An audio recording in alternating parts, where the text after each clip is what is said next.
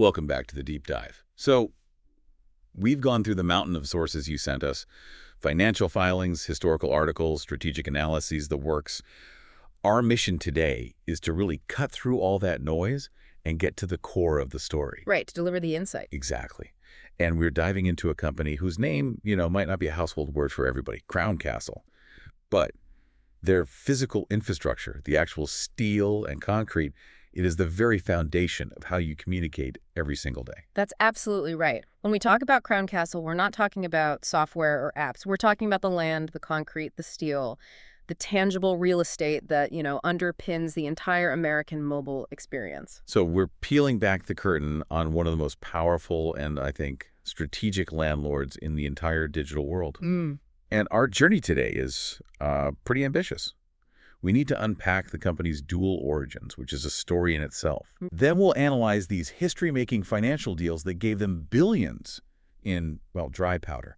And then, most critically, we have to grapple with this truly massive and honestly surprising strategic reversal they just executed. Yeah, that's the big one. Abandoning a decade-long, multi-billion-dollar investment strategy. It's a huge pivot. It is. And to understand it, you have to start with what Crown Castle formally is. The sources define it as an American Real Estate Investment Trust, or a REIT. A REIT. Okay, and that structure is critical, isn't it? It's everything. Their focus is entirely on shared communications infrastructure and only within the U.S. now. So thinking of them as a landlord, a big digital property owner, that's the lens through which you have to view every single one of their choices. Because REITs are structured to provide stable, predictable income to investors. That's the goal. That's the entire model. And their scale is it's astounding. When you look at the snapshot of their network with figures from around 2020. It's huge. We are talking about over 40,000 massive cell towers dominating the landscape. 40,000. But until very recently, they were much, much more complex than just towers. Indeed. I mean, the strategy for the last decade broadened that focus way out. It came to include approximately 85,000 route miles of fiber, which was there to support their big push into small cells and fiber systems, all headquartered out of Houston, Texas, with this massive coast-to-coast asset base. So here's the core tension, the hook that really drives this whole analysis. Crown Castle spent years and billions of dollars aggressively building out that fiber and small cell network. The very infrastructure you need for low-latency 5G and, whatever comes next. They went all in on density. All in.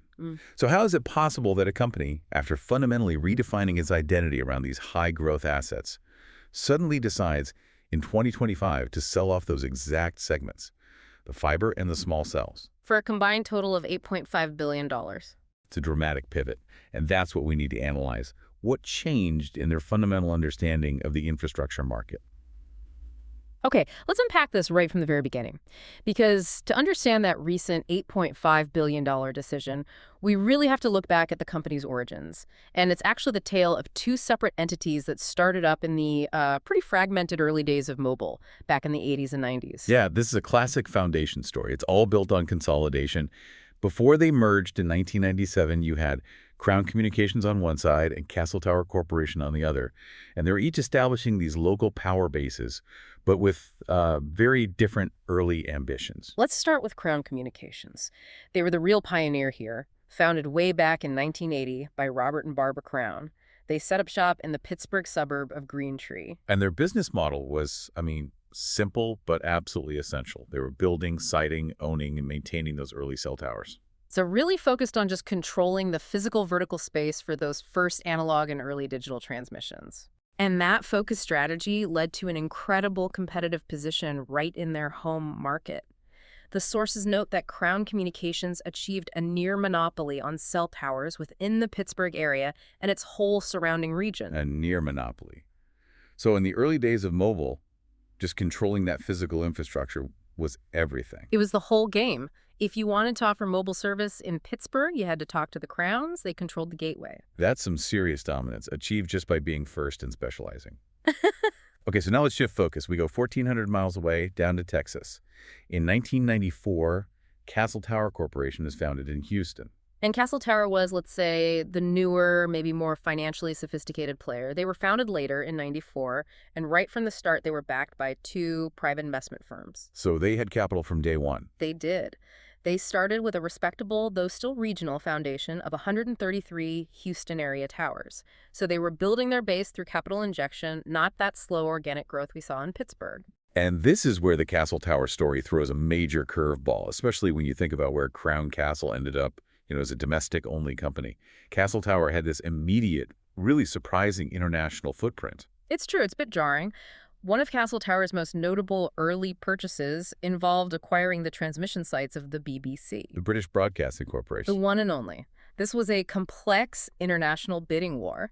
Castle Tower, working alongside the French firm TDF Group, successfully outbid another company, NTL Incorporated, for these really significant European assets. Hold on a second. A Houston-based startup, backed by private equity, is immediately getting into massive, complex bidding wars for core British broadcast infrastructure.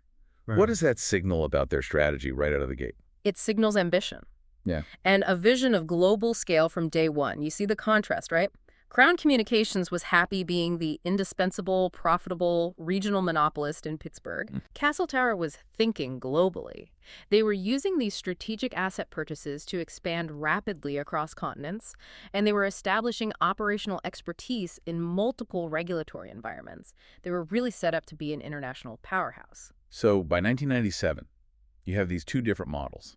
The highly focused, regionally dominant tower owner in Crown, And the globally ambitious, financially backed upstart in Castle. and the two strategies merged. It happened in 1997 and was formally completed in January 1998. Right. And the terms of that deal, they really show where the financial power was. Castle Tower actually bought out Crown Communications. But interestingly, the resulting entity strategically kept the name Crown Castle International. They did. They needed that combined brand equity. And the international tag, of course, reflected Castle Tower's early global reach. But what's crucial is that even after this Houston-based financial buyout, the company intentionally maintained a very strong operational presence in the Pittsburgh area. Leveraging that original Crown regional network, they didn't just throw it away. Not at all. And what was the immediate impact on their physical assets? Well, the merger more than doubled the assets of the newly formed company, basically overnight. It instantly transformed Crown Castle International into a major player on the national and, at the time, the burgeoning international stage. It just unified those two previously separate tower portfolios under one financial and strategic entity. Which gave them the scale they needed to attract the even larger financial deals that would come to define their next era. Yeah, that successful foundation in 1998 really propelled Crown Castle International into its next phase. And this phase spanned nearly 2 decades of aggressive expansion, strategic portfolio management, and critically redefining modern infrastructure financing through these massive leasing deals. And the choices they made in this phase were highly tactical. The first big one comes in 2004, the strategic divestiture of their UK assets. So they had built up that international footprint, but they didn't hesitate to cash out. Exactly. This was a critical lesson in portfolio management. Crown Castle sold its UK subsidiary, Crown Castle UK, to a company called National Grid Transco for over $2 billion. $2 billion. A huge sum at the time. It was all about realizing that value when the opportunity was right. The names changed over time. National Grid Transco became National Grid Plate, the subsidiary was renamed. But the essential move... The move was what mattered. The move showed that Crown Castle was willing to sell massive foreign assets for substantial capital when it was deemed, non-core or maximized in value. And with that capital in hand, they shifted their focus squarely back to the U.S., specifically consolidating the U.S. tower market in the mid-2000s. Right. In 2007, they acquired Global Signal, Inc., which was a significant U.S. tower operator based down in Florida. So they were just systematically removing competitors, solidifying their physical chokehold on the American wireless landscape. And that push led directly to a landmark moment for them in 2011, the acquisition of NextG Networks. This purchase, it cost nearly $1 billion, and it's maybe the earliest strategic hint of that great reversal we see in 2025. A precursor. For sure. This deal signaled the company's recognition that the future of mobile wasn't just about these massive centralized macro towers. Okay, let's slow down here because this is important. We need to nail the technical definition for you. What exactly did NextG bring to the table that was so different from their 40,000 traditional cell towers? NextG brought distributed antenna system nodes, or DAS nodes. DAS nodes. A traditional macro tower, it handles traffic for miles around, but its capacity is limited, especially in dense areas like a city center or stadium. DAS nodes are much smaller, lower-powered antennas placed on things like street furniture, utility poles, or even inside large buildings. And they allow carriers to offload traffic, fill in coverage gaps, especially in those urban canyons or big venues. Precisely. And at the time of the deal, NextG already had over 7,000 of these DAS nodes on air. So this was really their formal entry into the world of network density, even if the term small cell wasn't as popular yet. It was. And the deal also included the rights to more than 4,600 miles of fiber optic cables. And that's absolutely key, isn't it? It's the whole other half of the equation. Those DAS nodes and eventually small cells, they're useless without high-capacity, low-latency fiber connecting them back to the core network. So the NextG acquisition was Crown Castle betting its first $1 billion on the convergence of towers, density, and fiber. A huge strategic bet. So they had the assets, but now they needed the capital to really expand that strategy into a national phenomenon. And that capital arrived almost instantly with the blockbuster tower leasing agreements of 2012 and 2013. I mean, these deals were nothing short of financial genius. They monetized their core tower assets in a way that guaranteed income for 3 decades while providing staggering immediate cash flow. Let's start with the T-Mobile US deal in 2012. Okay, so Crown Castle leased 7,200 of its wireless towers to T-Mobile. The term was 28 years. 28 years. Almost 3 decades of guaranteed tenancy. That's incredible stability. It is, but the payment structure was the revolutionary part. T-Mobile paid Crown Castle $2.4 billion up front in exchange for that long-term access. Wow. Think about that, $2.4 billion in immediate cash, just based on the promise of future stable revenue. This is the power of that REIT structure we talked about. It transforms future cash flows into present capital. And what about the twist in that T-Mobile contract? The future option to buy. That's the financial finesse. They didn't sell the towers, they leased them. So when that lease ends in 2040, Crown Castle retains the opportunity to purchase those towers outright from T-Mobile for an additional $2.4 billion. So it's a deferred ownership structure. Right. They maximize their return today with the upfront payment, but they hedge their bets on the future by guaranteeing a favorable purchase option in 28 years. They essentially got paid to wait. It's brilliant. Incredible. And if the T-Mobile deal was massive, the AT&T Mobility deal in 2013 just cemented Crown Castle's role as the indispensable partner to the carriers. This deal was even larger. Crown Castle leased 9,700 wireless towers to AT&T, again for that stable 28-year term. The upfront payment this time, $4.85 billion. Let's do the math on that. In just 18 months, Crown Castle generated over $7.25 billion in immediate upfront cash. From the 2 largest U.S. carriers. This wasn't just business. It was a total re-engineering of telecommunications finance. And that amount of capital is transformative. It immediately gives them the funds for that NextG fiber and small cell expansion they were planning. Yes. And beyond that huge upfront payment, the AT&T contract mechanics really guarantee Crown Castle's stability as a REIT. What were the specifics? Well, Crown Castle secured the future right to acquire the towers for $4.2 billion, and 600 of those towers were scheduled for immediate outright acquisition.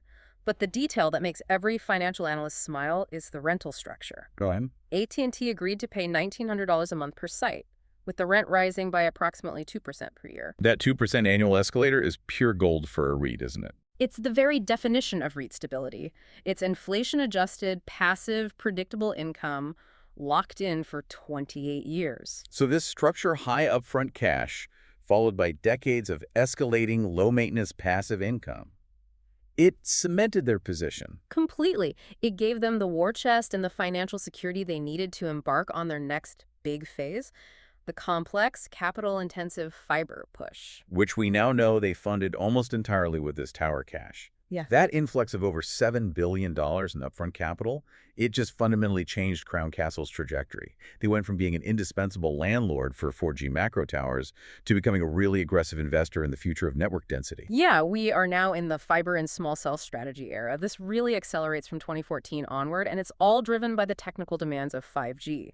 And this phase required a pretty profound operational shift for the company. How so? Well, as we just discussed, a macro tower is a high-margin, stable, mostly passive asset. Fiber and small cells, though, they are highly operational. They require constant, dense deployment, massive capital expenditure CapEx for digging and installation, and continuous maintenance. It's a much riskier business. Much riskier, but it was seen as necessary for 5G's high throughput and low latency requirements. And they signaled their commitment to this new strategy immediately through some targeted initial fiber acquisitions in 2014 and 2015. Their first noted move was acquiring the 2047 Mid-Atlantic network in 2014. That added over 800 miles of fiber along the East Coast. And that was followed up rapidly by the purchase of Quanta Fiber Networks, which was better known as Sunzis in 2015. Right, and the Sunzis deal was a really critical strategic step, wasn't it? It was hugely important. Why? What made it so important? Because it wasn't just about the mileage, it was all about the location. Sunzis gave them access to over 10,000 miles of fiber in major high-value metro areas. So think Los Angeles, Chicago, Silicon Valley, Atlanta. The urban cores. Exactly. The very places where traditional macro towers struggle to deliver the capacity that you need. This network was immediately primed to support the deployment of thousands of small cells. So they were strategically accumulating the infrastructure necessary to monetize density.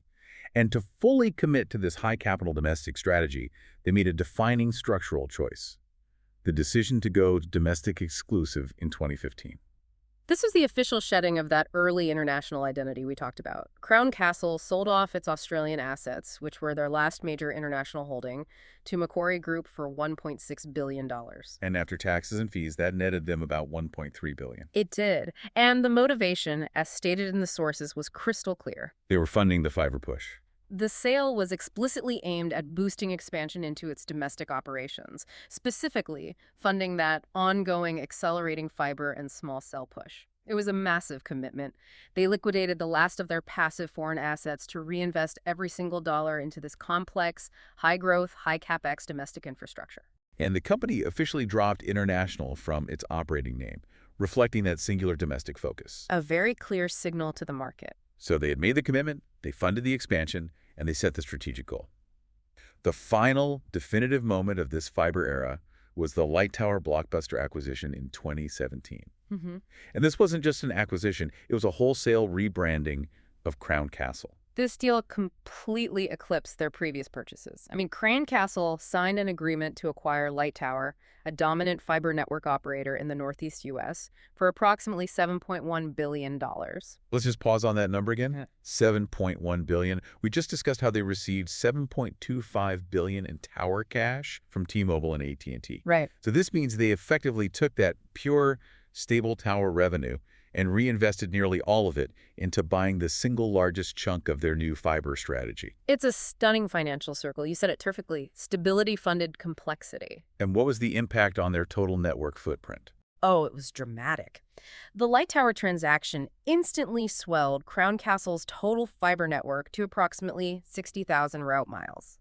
They went from being a pure-play tower company to a tower company that also happened to be one of the largest fiber infrastructure providers in the entire United States. Positioning themselves perfectly for the burgeoning 5G market. That was the plan. Now, financing a $7.1 billion deal requires massive market confidence. How did they structure the funding for Light Tower? They financed it with a blend of debt and equity, which really showed strong investor backing for this new vision. Key components included a $3.25 billion common stock offering, so essentially asking the market to buy into the combined tower fiber vision, and a $1.5 billion sale of convertible preferred shares. The financial world was buying the narrative.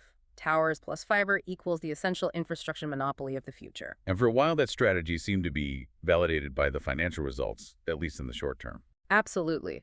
The buyout had an immediate and pretty significant impact on their second quarter earnings in 2017.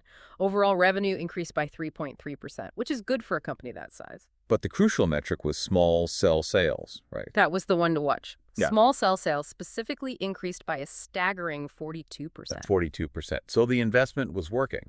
It was. The expensive fiber network was rapidly translating into high-growth, next-generation revenue. And this decade of aggressive investment and strategic identity change, culminating in this integrated tower and fiber model, it led to some significant corporate recognition just a few years later. It did. Based on its 2019 revenue, Crown Castle joined the prestigious Fortune 500 list for the very first time, landing at number 496. And this really feels like the peak of that integrated strategy, a nationally recognized behemoth that had successfully married the stability of old-school macro towers with the dynamism of new-era fiber and small cells.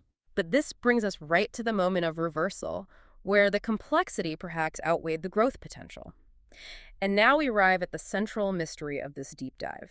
The rapid and, I think for many people, highly unexpected collapse of that decade-long fiber expansion strategy. Yeah. I mean, we just saw it.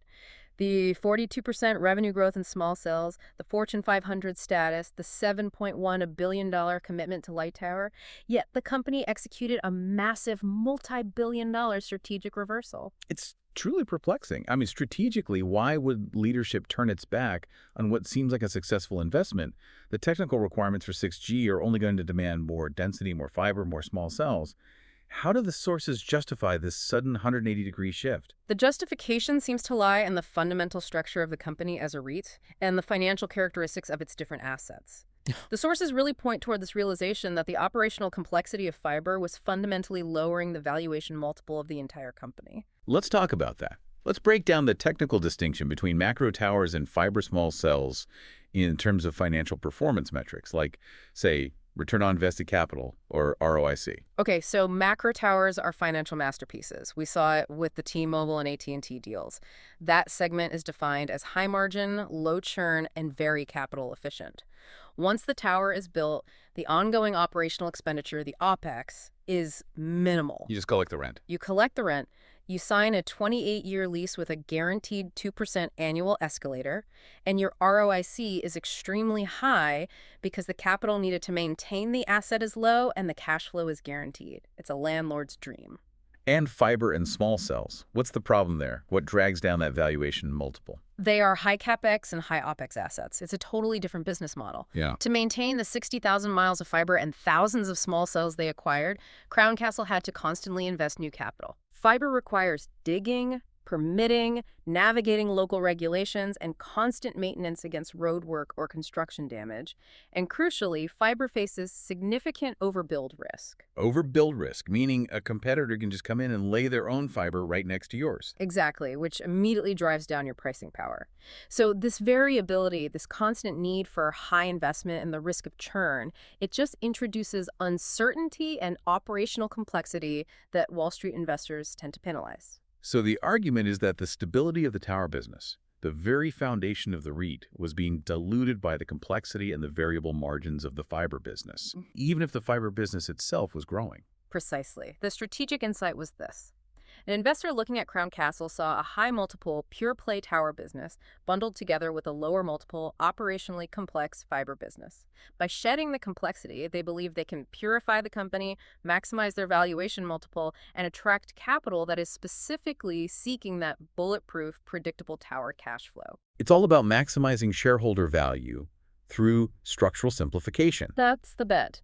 And this strategic decision materialized with the big divestiture announcement in March of 2025. Right. Crown Castle announced its official decision. It would divest from its fiber and small cell businesses to focus primarily, or maybe even exclusively, on its core tower business. The official and complete reversal of the strategy that propelled them to the Fortune 500 list just 5 years earlier. It's stunning. A huge change in direction. So let's look at the specific buyers and the value of that sale. They managed to find two major buyers for the two distinct segments, which was a clean way to do it. Crown Castle agreed to sell its fiber assets to Zayo Group Holdings for $4.25 billion. Okay.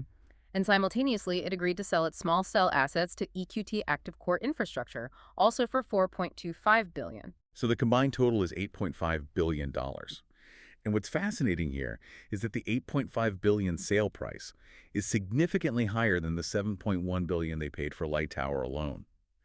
And that's not even counting the cost of the next-G assets or all the subsequent fiber build-out they did themselves. It's a great point, and it confirms two things. First, they were successful operational managers. They built real value and scale into those networks. They didn't just buy them and sit on them. No. And second, they realized that value not as future complex revenue streams, but as immediate, clean, lump sum capital. They basically monetize the complexity and return to simplicity. Which brings us to the core analysis here. The implications of this pure-play tower focus. What does this mean for the company's future and their identity as a REIT? It means an absolute concentration on their core competency and on predictability. They've eliminated the management headache, the high OPEX, and the competitive risk that comes with managing 85,000 route miles of metro fiber. They're returning to the financial fortress that was defined by those enormous, capital-efficient 28-year leasing deals. So they're betting that the long-term stability and the high margins of macro towers, despite their perceived technological maturity, are superior to the higher growth but higher risk profile of fiber and small cells. They're prioritizing predictable cash flow over operational expansion. For investors, this move streamlines the asset base. It makes Crown Castle the purest play possible on the indispensable, high-margin, irreplaceable physical communications tower. It's a strategic retreat from complexity, right back to financial stability, and it's aimed directly at boosting the company's valuation multiple on Wall Street. They are betting that the market rewards financial purity more than it rewards complex integration. What an incredible high-stakes journey. I mean, we've watched Crown Castle evolve over 3 pretty dramatic decades, starting as a regional monopolist in Pittsburgh, becoming an ambitious international player, then transitioning into this domestic infrastructure behemoth built on monumental financial deals. Embracing towers, fiber, and small cells all at once. Only to then swiftly narrow its focus right back to the core tower model in 2025. It's a full circle. It is. It's a complete case study in strategic corporate evolution, and it's driven entirely by financial optimization. They showed that they could build a valuable fiber network, but ultimately they proved that they preferred to monetize that network's value upfront and return to the high multiple predictability of the tower business. So let's review the key takeaways for you, the learner. First, we really have to grasp the staggering scale of infrastructure financing that stabilizes this whole sector. That scale is breathtaking. I mean, the T-Mobile and AT&T leasing deals alone generated over $7 billion in upfront cash for Crown Castle in less than 2 years. It just demonstrates the financial leverage that companies owning these irreplaceable physical assets possess, and how that capital can be instantaneously repurposed to pursue entirely new technological strategies. And second, the strategic fluidity of communication infrastructure and investment is just phenomenal. We saw them reinvest that tower cash into the $7.1 billion-dollar light tower acquisition, cementing their fiber push. Only to follow that up pretty rapidly with the $8.5 billion fiber and small cell divestiture. This willingness to buy big and sell big based on shifting market dynamics, that's the hallmark of sophisticated, data-driven leadership. They demonstrated that value creation in fiber can be realized as a massive one-time cash infusion rather than as a long-term, complex operational asset. And it raises a really profound question about the fundamental economics of different infrastructure assets in the 21st century. I mean, when a company like Crown Castle, whose whole identity was defined by financial and strategic insight, divests from the very assets needed for cutting-edge 5G density to focus purely on macro towers. They're sending a very loud market signal. A very loud signal about where the easiest, most stable profit lies. Which brings us to our final provocative thought for you to chew on. The 2025 sale suggests a clear preference for the long-term, high-margin stability of the macro tower structure over the operational complexity and high capital expenditure required to win the fiber and small cell density race. So, if the infrastructure giants are betting against complexity to maximize their REIT status today, what does this avoidance of high capex fiber mean for the necessary build-out of next-generation infrastructure, particularly the ultra-dense, low-latency networks required for true 6G? That's the question. If the companies that are best positioned to fund the future of density are prioritizing financial stability over aggressive technological integration, that suggests a gap must be filled by other, potentially riskier private equity ventures. The future of connectivity might just hinge on who is willing to take on the operational headaches that Crown Castle just chose to sell off. Something to consider the next time you see a cell tower standing solid on the horizon. Thanks for joining us for the deep dive.